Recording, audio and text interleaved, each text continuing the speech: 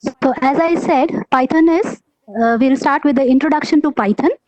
And as I said, Python is one of the very popular programming languages, and its demand is growing day by day.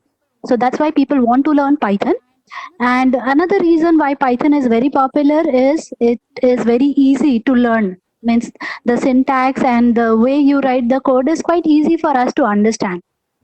The third reason why people want to get into Python is because there are so many fields into which you can enter after learning Python. So Python acts as a base for different streams. Like you may get into web development like Flask, Django. Then you may get into machine learning, data science, artificial intelligence, and so on. So there are n number of fields in which you can enter with Python as a base. So let's go ahead and see what all we are going to cover in this session. So in our first session, we will see the introduction to Python. What are the features of Python? The history of Python, then the different versions of Python, how we basically install Python and all those things. So let's go ahead with the introduction to Python. Python is an interpreted object-oriented high-level programming language with dynamic semantics. So as I said, it's a high-level programming language. It is object-oriented, and it is also called as interpreted language. So first, let's understand what is interpreted language. Whenever we are writing the program, our program is written in high-level language. So the machine is not able to understand this high-level language. Why? Because our machine understands something which is called as binary language, a language which is written in terms of ones and zeros.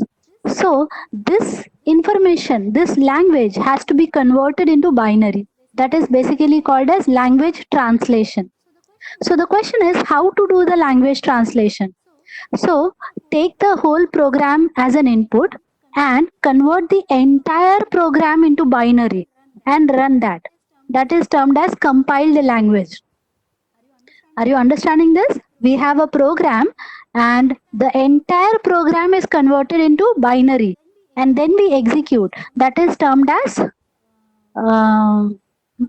compiled language. But how interpreter works? So there is one limitation with compiled language that it does line by, means if suppose my program has got let's say 500 lines of code and there is some error in my program, then the compiler will not compile the program until unless the program is free from error. Is everyone understanding what I'm saying? We have a program. Now my compiler will not generate the binary if my program has an error. But what is interpreted? Hello? Yes? Hello. Miss, like in the compiled language, miss, if you like 500 lines of code, so miss, if one error is also there in the syntax, then it will not take your program. Correct. It will not generate the binary. It will not take the program. It will not, you will not be able to run the program. You will not be able to see the output. But in an interpreted language, what happens if my program has an error somewhere in between, it will run the program till there is an error. Means suppose initially 100 lines are correct. So for 100 lines, it will show me the output and then at 101 line number, it will show that this is the error. So as a programmer, it is easy for me to understand that, okay, this much is correct and now this is the error we have in the program. Got the point? The difference between interpreter and compiled language? So from development point of view, it is very easy for us to write the code. We can run the program and we can see the output, and wherever there is an error, it will show us that this is the error. So development becomes very smooth. Is that clear, everybody? Then it's high-level built-in data structures combined with dynamic typing and dynamic binding make it very attractive for rapid application development. So there are a lot of libraries which Python provides using which we can create a very useful program. Means we do not have to write a lot of code and we can get the output very easily. Python's simple, easy to learn syntax emphasizes readability and therefore reduce the cost of program maintenance. So Python, as I said, the syntax is quite easy for us to understand. And so since it is easy to understand, the error possibility is less. And so we can easily maintain the program. I hope everyone is okay with this slide. Shall I go ahead? Yes, miss. Yes. Okay. So now let's go for the next one. Python supports modules and packages, which encourages program modularity and reuse. Whenever we are writing or we are creating an application, then what will happen? That we break the application into smaller segments, because obviously the application is very big, right? So we have to break it into smaller parts, and these parts will be developed by individual units or individual members. Then we will combine these modules together, these units together. That is basically the concept of modules and packages. So this is another advantage that we have with Python. Then how to create the modules and packages we are going to cover in the later session. Python interpreter and the extensive standard library are the source for all major means we can Python is also termed as platform independent. So whatever program we have written in Python, if I have created my program on Windows operating system, I can still run that program on any other operating system as well, maybe Linux or any other operating system. We don't have to make any changes. And Python is also free of cost available. It's open source programming language. So what are the features of Python? It is easy to use. Basically, it's programmer friendly. Yes? Miss, I have a doubt, miss. Miss, Yes, please. in Windows operating system, miss, if we make a program, miss, so miss, if we want to run that program, miss, do we need an IDE of Python? Yes, we need to install Python. That is required, but we will there will be not requirement of making any changes to the code. The same program can be directly executed on any other operating system. Yes, miss, but ideally is needed of Python. Ideally, the interpreter for Python is required. Okay. Okay. Okay. So we have this as an expressive language, that is code is easily understandable. It is interpreted language that I have explained. It is cross-platform language, so we can run it on any other operating system. So it is also called as portable. It is free and open source. It is object-oriented, so basically it supports the concept of class and object, and it is extensible. That means we can directly, combine it with other programming languages very easily. And then Python has a very, very vast or broad library. It is also supporting GUI based programming like tkinter and all those things are there, with which you can create a very user friendly application. And it is integrated. That means we can integrate it with all other high level languages. It's basically a scripting language. So scripting language can be glued with other programming languages very easily.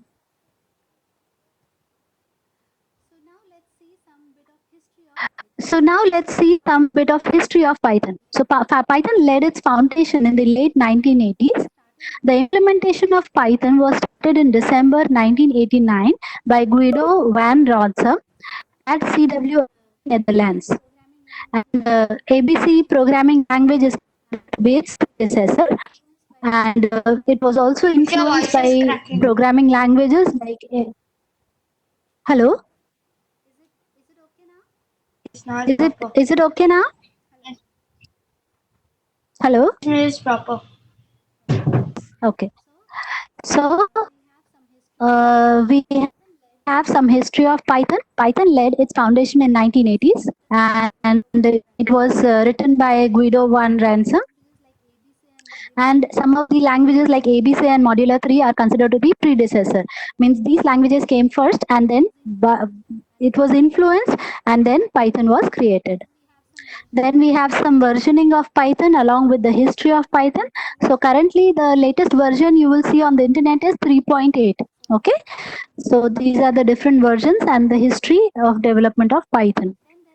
Then there are other versions of Python based on the programming languages. Like for C, C++, it is something called as CPython. For Java, it's called as Jython. And for C sharp environment, it is called as iron Python. So these are different flavors of Python, we can say, Miss, I didn't which have been understand. created. Miss, I didn't understand. See, like you must have heard about .NET, right? So .NET provides support for multiple programming languages like C sharp, VB.NET, etc.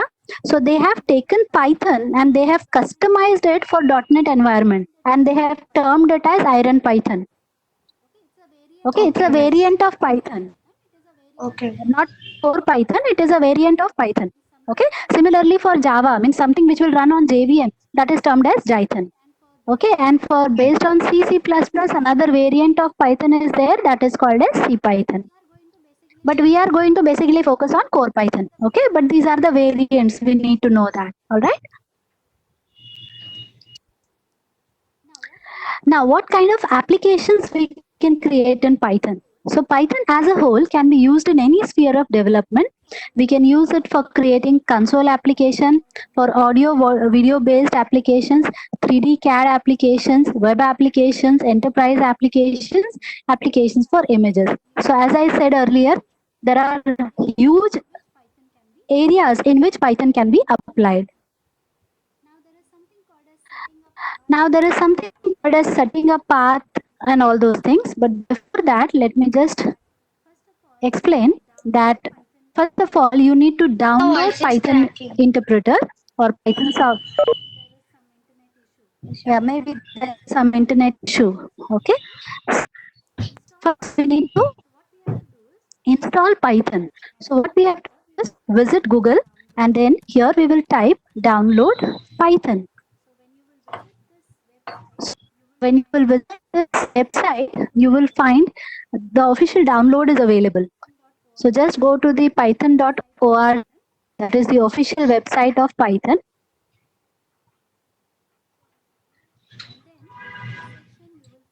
And then in this section, you will find that downloads option available.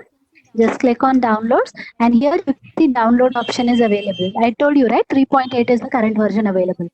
So just click on this and go ahead and download Python. Once it is down, go ahead and install. Double click and install Python. While doing the installation, you will find that there is a checkbox. Just put a check on that. The checkbox will say set the path. Means it is for the path setting. So just put a check on that. So Python path setting will be done automatically. Otherwise, we have to do it manually. So how to do it manually? I will explain that. So we need to go to the location where, yes. I have a doubt, miss, how to set the part automatically? Sorry. Yeah, I told you, right? When you are installing Python, there you will find a small checkbox which says set the path. So just put a check there. Okay. So during installation, the Python path will be set automatically. Okay, then you don't have to set it manually, right? So the things will become quite easier. Okay. All right. So that's why I'm not showing this part now. So by tomorrow, when you do the installation, if you face any issue, please let me know. I will solve that part. Now let's come to the basic syntax of Python. So Ma'am, as I I have a said, doubt. yes, yes, tell me. Ma'am, instead of using IDE, we can use a spider. Any editor you can use for running Python code. Okay, you can use PyCharm, you can use Visual Studio, any software is. Miss, I have Okay, okay. PyCharm. You can use Python, Anaconda, Jupyter Notebook, anything is Yes. any Okay, okay. software you Thank are you, ma'am. comfortable. Miss, is Go ahead with. PyCharm okay? So the Miss, is focus here is yes, PyCharm is definitely fine, no issues. Okay, it's good. I am using the basic version. Okay, but as I said, you can go ahead and use any software. So after installation of Python, you will find all program section. You will just type IDE.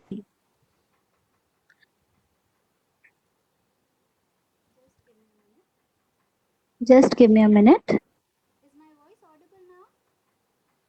Audible now?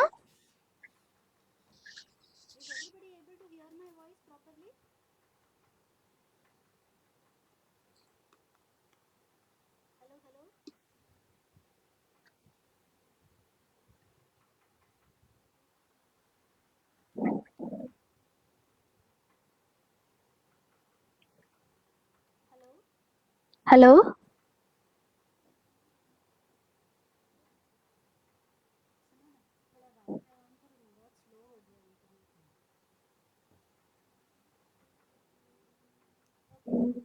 Okay, so let's get started.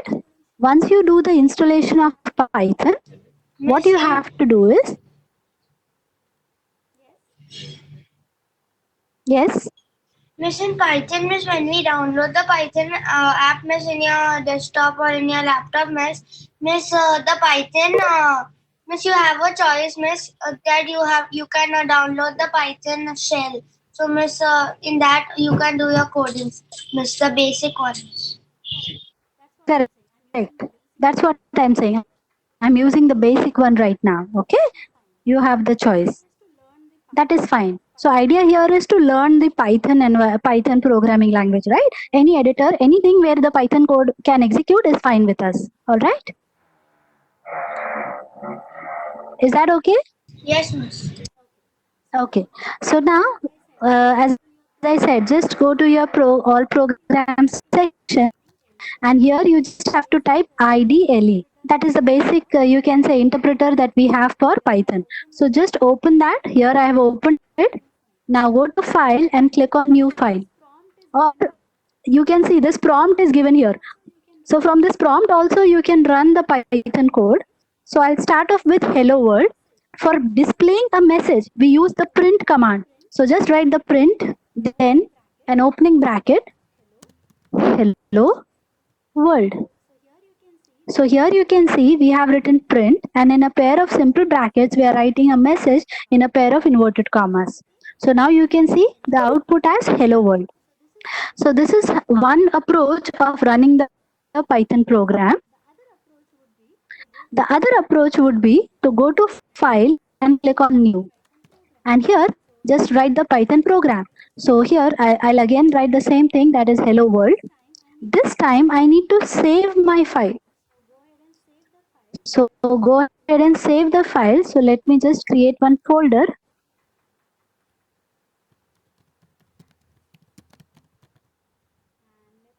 And let's have another folder called as day 1. And here I'll write it as demo 1. This is my first program. So for this first program, you can see by default the extension of the file will be .py for Python. Now you can press F5 or you can click on run and go for run module. So when you click on run, you can see the output of your program, that is hello world. All right. So these are the two approaches for running the Python. One approach would be that you can go to file, means you can directly run the program from your shell. Means here only you can write the program, or you can write some statements. So let's say just I want to write hello. You can see the message as hello, right? This is one approach, but this is line by line. What if I want to run multiple lines program? So that's where we can create a file, and in this file we will type the program. So starting with very basic, I have written here hello world, save it, and then there is an option called as F5 to run the program. So I'm pressing F5 and get the desired output. Is that okay everybody till this point? Then there is a simple statement over here, which is like, let me just run this. So on this prompt also, if I'm writing 5 greater than 2, then I'm saying print 5 is greater. I'll be teaching if else separately.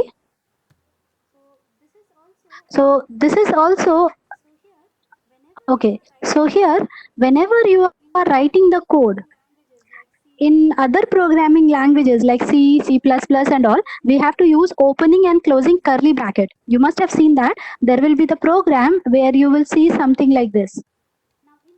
Now in Python, we do not have this bracket concept. There is no bracket at all. So every Python code is controlled by indentation. That means here, let me write another program, another statement, sorry. Welcome to Python programming.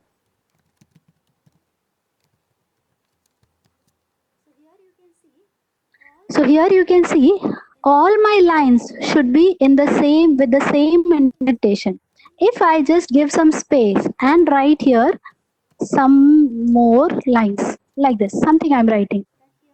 So if observe that here I have given some spaces, right? If I run this program, then you can see this is an error.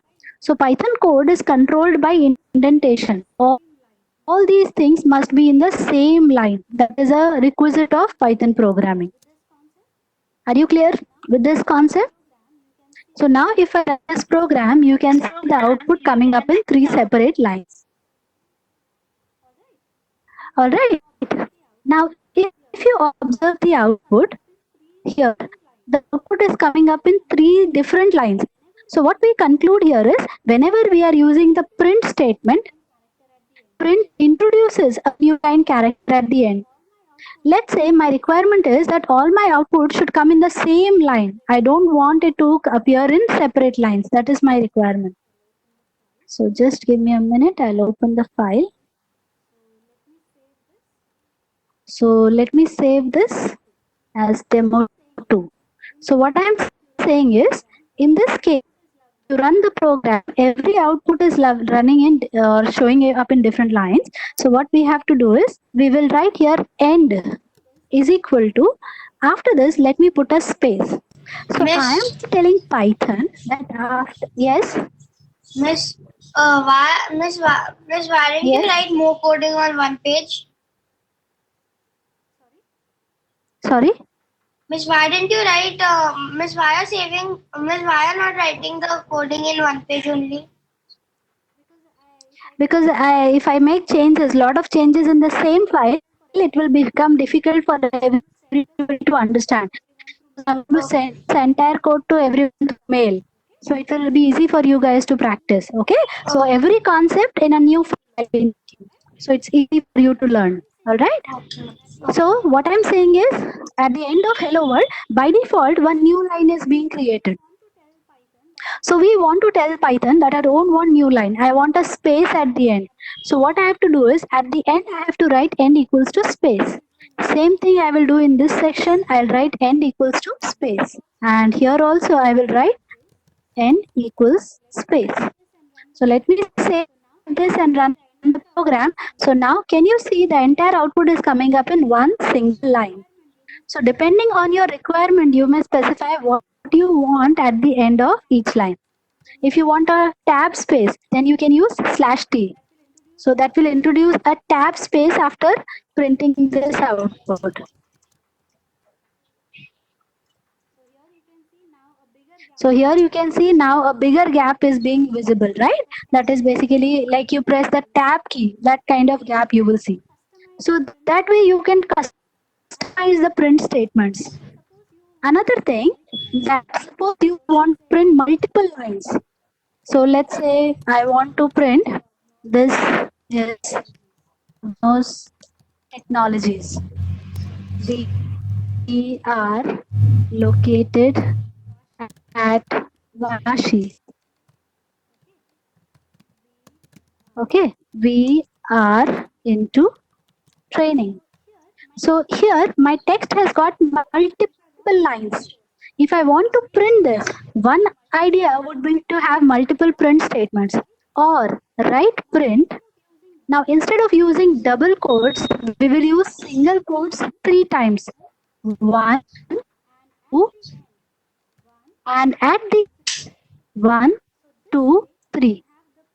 So this way you can have the print statement which will span across multiple lines. So now you can see one print statement will be big enough to print data, means this is coming because this end /t, right? It is showing like this. Let me just change this. So now you can see this is Prognos Technologies. We are located at Vashi. We are into training. This part will be displayed by using only one print statement. So here we have used 3 single quotes. And one more thing, that we can use print statement by using only single quote. That is also fine. So here I will say introduction to Python. So this Sorry.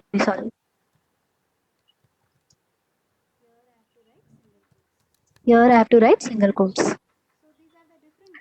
So these are the different variations of print statement. We have seen print with double quotes, we have seen print with single quotes, and also we can have print with triple quotes, where our requirement would be to print multiple lines. I think you all are okay with the print statements. Yes, miss. Is that okay, everybody? Okay. Yes, miss. Okay. So now let's go for the concept of variables. So what are variables? You can understand that variables are like placeholders to hold something. Like when you go to the market to buy something, you carry a bag with you. Whatever you are buying, you put that in your bag. So that is the concept of variable. Variable is like a bag into which you are going to put your values. Understood? So variables are basically the containers for some values. Now, again, in other programming languages, whenever we are using variables, we have to declare the variables. Like in C programming, we have to write int x comma y. So here I am telling the compiler that my intention is to create two variables of type integer. But in Python, we don't have to declare any variable. You don't have to specify the data type of the variable. You will simply write x equals and specify the value.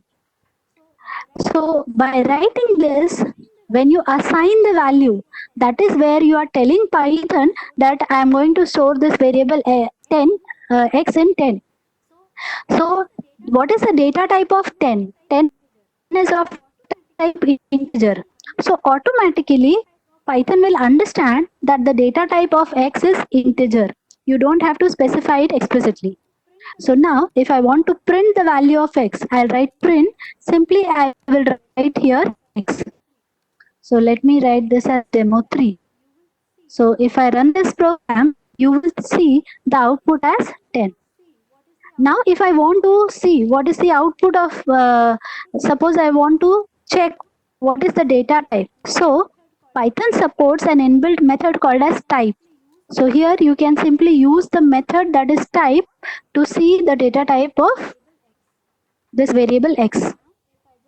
So now if I just run this program, you can see the data type is class integer.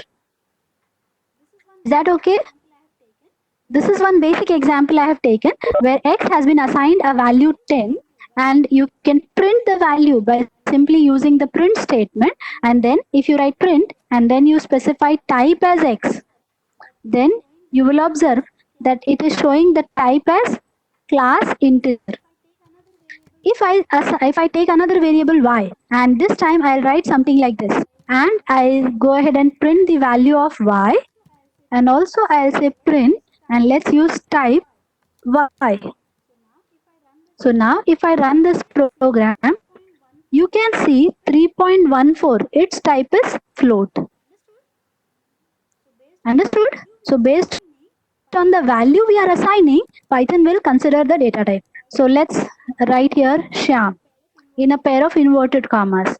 And now if I say print z, and also I'll say print and type of z. So here we will say Shyam. Shyam's data type is string. It's of string data type. So that way you can just assign the value, and based on the value which is provided, Python will create the data type for those variables. Am I clear, everybody, till this point? Are you okay with the variable concept? Yes, ma'am. Yes. Okay. Now, Python also provides us with a facility of multiple assignment in the same line. So let me show this. We can write here x is equal to y is equal to z equals to 5. This is one thing. So I want to print x comma y comma z. This is one approach. So you can see all x, y and z have got the value as 5. Now there is one more thing. You can write x comma y comma z is equal to 1 comma 2 comma 3. This is something interesting. Now, this is not available in other technologies. So when you write something like this, internally what Python will do, it will assign x with the value of 1, y with the value of 2, and z with the value of 3. Let me do that. So let me print x. Separately I will do, so that we don't have any confusion.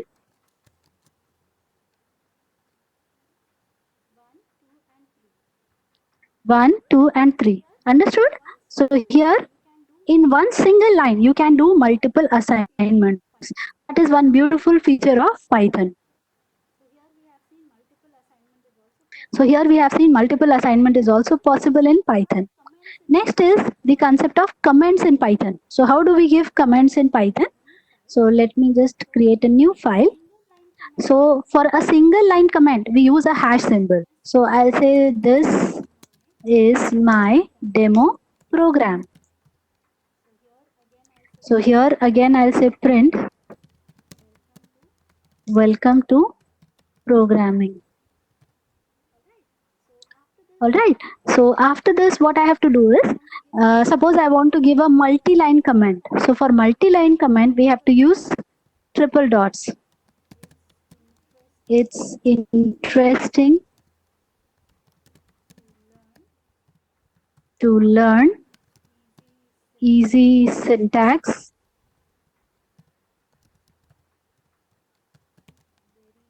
very powerful.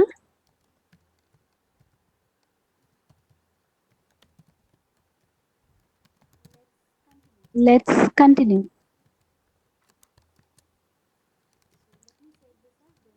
So let me save this as demo 4. So now for single line, we are using hash symbol, and for multi-line, we are using triple quotes for comments. So whatever is in the comment, that is the portion ignored by the compiler. That is basically for the documentation purpose. Is everyone okay with this part? Comments?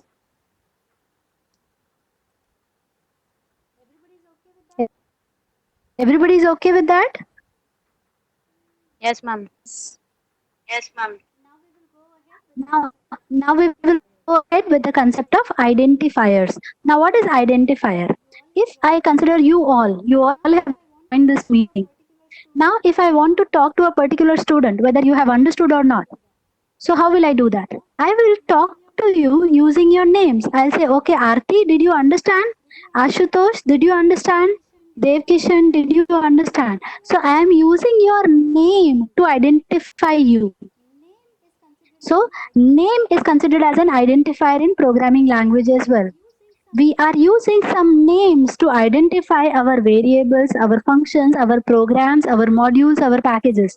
So some name which is basically used to identify is considered as an identifier. So what is an identifier in Python? A Python identifier is a name used to identify a variable, function, class, module or other objects.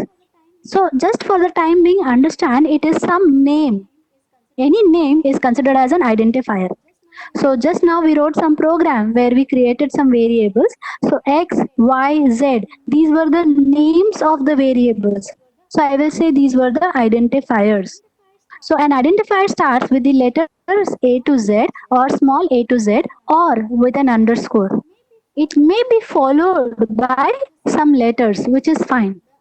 But the identifier name can never start with numbers. It should always start with letters, which can be capital A to Z, small a to Z, or underscore is also fine.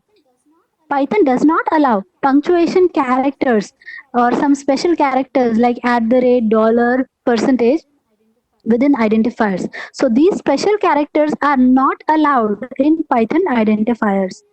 And Python is case sensitive programming languages. So manpower and manpower, you can see here there is capital M, there is small m. These are two different identifiers in Python.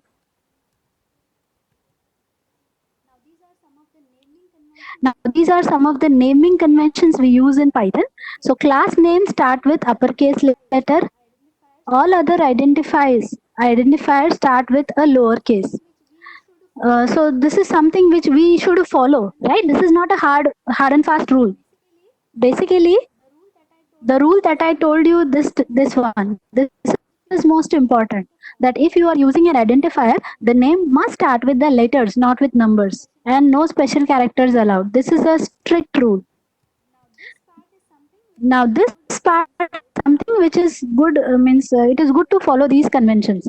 So, if you are creating a class, your class name should start with uppercase, and all the other variables should start with lowercase. Starting an identifier with single leading underscore indicates that an identifier is private. And this private, protected, public, these concepts are there in object oriented programming. Okay, so I will not discuss it now, but just understand that if you add underscore to the variable names, it has got some special meaning. Then there is a concept of reserved words, or also we call them as keywords. So there are some keywords provided in Python like and, assert, break, class, continue, def, del, etc. So what is the meaning of keyword? Keywords are those reserved words which has got some special meaning. If I am using them, I should use it for specific meaning for which it has been created. I should not change its meaning. I should not use it as a variable, right? It has got some specific purpose. For example, you can see this if. What is the purpose of if? If is used to give some condition.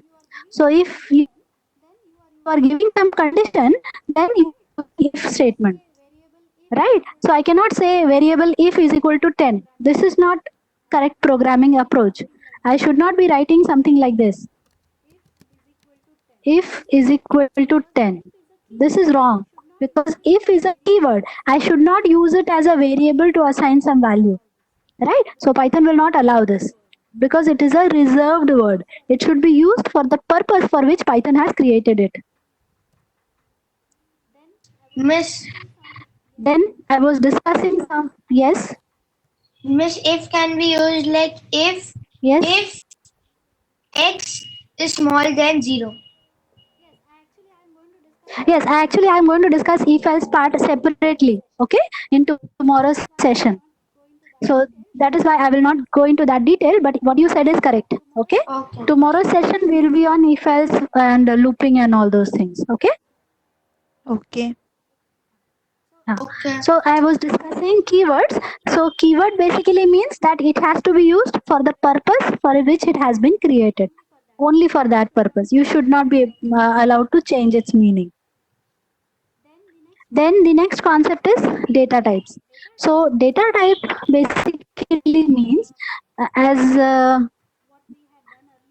what we had done earlier was we created some variables. Let me just create this. So if I write here x is equal to 10, y is equal to 3.45, z is equal to hello. So here you can see the values that I'm assigning to these variables are different. So what is the difference? Here you can see the data doesn't have a point value or a fractional value, whereas this part has got some fractional value, and this part is basically a string. So here the type of the information being stored in the variable is different. That is basically the concept of data type. So what data type tells us? Data type tells us the type of value stored in the variable. What kind of value we are going to store in that variable, that is defined by the data type. Also, it tells how much memory will be occupied. Whenever you are storing some data, internally the computer system is going to reserve some memory. So the question is how much memory has to be reserved. This question is also answered by data type. If it is integer, it has got different memory block. If it's a float, it's a different memory size. If it's a string, again, it's a different memory size. So depending on the data type, the size will be assigned. So here we have seen integer, we have seen float. Yes, someone is asking some question. Please ask. Hello?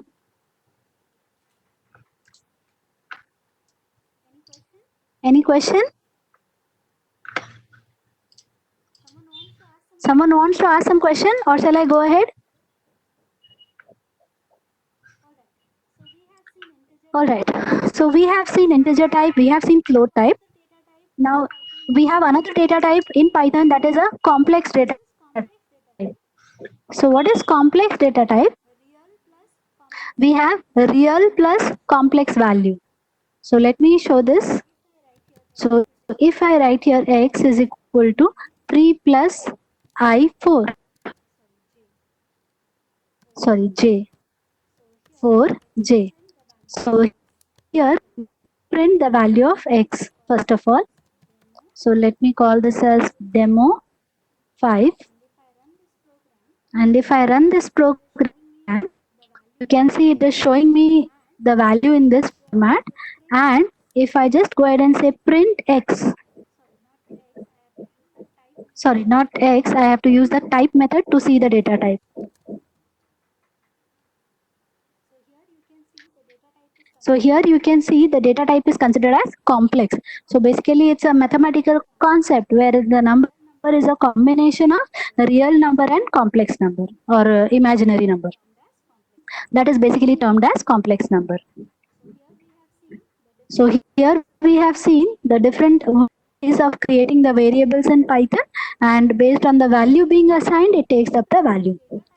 So what are the different data types we are having in Python? We have the data type as integer. In case of numeric concept, we have integer, float concept. Then we have sequence types like list, tuple, range. Then for mapping, we have dictionary. Set, we have set, frozen set. Then we have Boolean type, that is Boolean. Binary types, we have bytes, binary, byte array, and memory view. So we are going to see all these concepts gradually in the coming sessions. Till this point, are you okay? Yes, ma'am. Is everyone okay with the data type concept? Yes, miss. Yes, yes. Okay, so let's go ahead now. So now we will go for the concept of numbers. In Python, we have numbers as a data type, and in this numeric data type we have seen that we have different categories like integer, then we have float, we have also complex, and there is something called as long. So let me just show you this part, that we have integer. So integer can be this, all this data is considered as integer. Then long, it will be having L, capital L at the end, then it is considered as long. Then float is something which has got some fractional values, and complex which has this imaginary value, that is j, then it is considered as floating point value. So this way, based on the value assigned, Python takes up the different data types and it is considered as Python numbers. So now let's go for the concept of operators. As I said, there are different data types like strings, list, tuple. We will see them gradually, but in today's session we will fix on numbers. Okay, so now we will see the concept of operators. So what are operators? Operators are used to perform some mathematical operations like addition, subtraction, etc. So there are different types of operators we have, like arithmetic operators, assignment operators, comparison, logical, identity, membership, bitwise. Let's see them one by one. So first one is arithmetic operator. So what are the arithmetic operators? Plus, minus, multiplication, division, percentage. Again, you can see two asterisk symbols are there, which are like exponentiation. Then we have double slash, which is called as 4 division. So let me take an example to explain this concept. So let me use a new file for this. Miss, So here I will take a variable s. miss, in this, Tell me. miss, first we need to assign the variable number, miss, and then miss do subtraction and addition to the variable. Correct, that's what I'm doing. I'm showing an example for that. Okay. So here we have the variable x whose value is 10, y value is 20, and now I want to summation. So what I'll do is I'll just do x plus y. So now z has the value of summation of x and y. So let me now print the value of z first of all.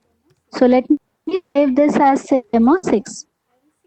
If I run this program, I will see the output as 30, which is pretty simple and easy to understand. Now, if my requirement is to see the output like this, sum is equal to 30. I want the output to be shown like this. So here what I will do is sum is equal to, this is the fixed part. Okay, please understand everybody. We have sum equals 30. So this portion is fixed part, whereas 30 is coming from the variable z. So whatever is fixed part, you first put it in a pair of inverted commas, then put a comma here and then specify the value of z. So now if you print this, you will see the output as sum is equal to 30. This is one approach. Now let's say I want like 10 plus 20 is equal to 30. That is my requirement. So again observe this. This 10 is coming from the variable x. Then we have plus. Then we require y. Then we require equal to and then z. So in this section you will observe that x, y, z, these are variables. This plus symbol is a fixed string. So put it in a pair of inverted commas. This equal to symbol is again a fixed string. So put it in a pair of inverted commas. Now we will write print and just put a comma between all these values. Just put a comma here. So this is another way of doing the print operation. So you can see the output as 10 plus 20 is equal to 30. Similarly, if my requirement is to have the output as sum of 10 and 20 is 30. Let's say this is my requirement. So what you have to do is just copy this as it is. Now substitute this 10 with x, substitute this 20 with y, and substitute this 30 with z. And then put it inside the print statement as I told you. Leave the variable, comma. Just put a comma and put this in a pair of inverted commas, comma.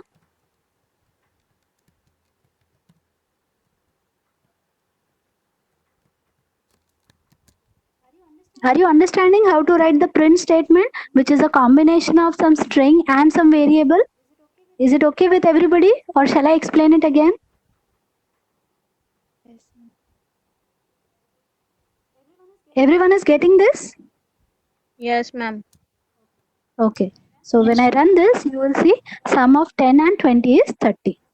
Okay, so this is some, here we have covered the basic operator, that is plus operator. Now let me just save this. Now instead of plus, let me change it to minus. And here I will only focus on the result. So if I run this, yes? Miss, once I was trying to make a program. So Miss, how to do that thing, Miss? That Miss, you have some pair of numbers, and Miss, when you enter the numbers one by one, and when you press enter on the last number, it's going to take out the sum of all numbers. Yes, we will do that. That will require looping concept, okay? Okay. Okay, we'll do that with loops. So here we have seen the minus operator that will find the difference between the two variables. If I do a multiplication over here, we'll see the product of two numbers. Now let me just change this data. And here if I use a division operator. Hello? Yes? Yes, please tell me. Hello? If I want Okay. to print Z, if I want to print Z plus some message, then how to do it? This just now I told you, right, with the plus operator. What message in this case, suppose you want the output to be like this. Result is equal to, result is, suppose you want the output, whatever is the output, like in this case it is 5. That is the kind of output you are expecting. So what I told you, just keep this entire thing as it is. Just copy this. Bring it inside the print statement in a pair of inverted commas. First thing. Now if you observe, this 5 is a variable. So just keep it outside with a comma. And this 5 is actually coming from which variable? That is Z. Understood? So this is some static text. With that you have this variable. So now the result will be, result is 5. This is the output you will observe. Are you understanding this point?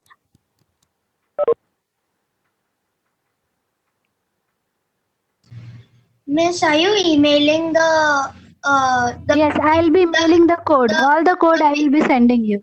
Miss, Ah. are you mailing the PPT and the code?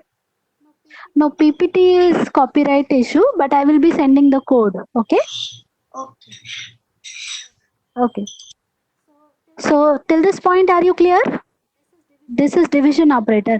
Now let's say I have some data like this, 105 divided by 20. When you run this program, you will find the result to be in floating point value. So 5.25. And let me just save this as 8. So if I do not want the output to be in floating point, then what you have to do is just use 2 times the slash symbol. This will give you the result in integer type. So here you will see the result as 5.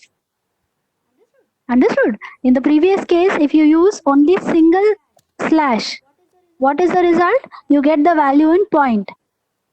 That is termed as floating point value. But if you, there will be certain cases where we don't want the value in point. That time you have to use double slash. So when you use double slash and you run this program, you will see that the result is always in integer format. Am I clear with this part? Then let me again write z is equal to x 2 times y. So this basically means x to the power y. So let's write here x is equal to 3 and let me use y to the power, sorry, y equals to 4. And then let me write here x to the power y is z. So 3 to the power 4 is 81. Are you understanding this? If you use double asterisk symbol, it is considered as exponentiation. X to the power y.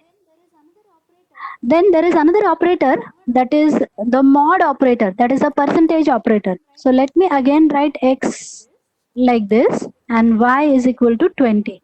Now if I try to divide this number, so here I am writing 20, or let me have some smaller number. Let me write something like this. When you divide 2 by 15, so I'll say 2 sevens are 14. Right? And then what is the remainder?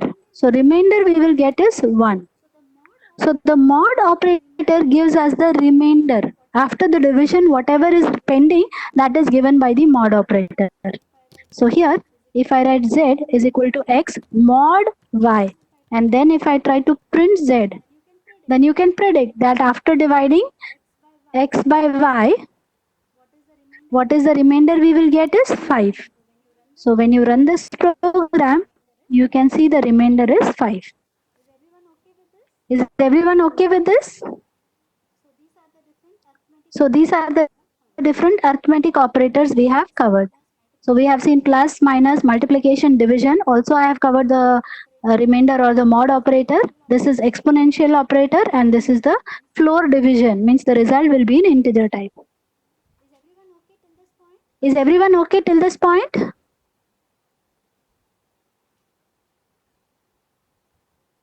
Hello? Hello, hello? Yes, ma'am. Okay. Okay. So we will stop here for today and tomorrow again we are meeting at the same time and we will continue with this concept. Means we'll cover the remaining Ma'am, operators and all. I want to ask something. Ma'am, Yes, please ask. during print statement, when we are using dot format method. Yes, I will be teaching that. Don't worry. Okay. I will teach you different options. Currently we have just started, right? So I wanted to make it simple. Gradually I will introduce more concepts. Is that okay?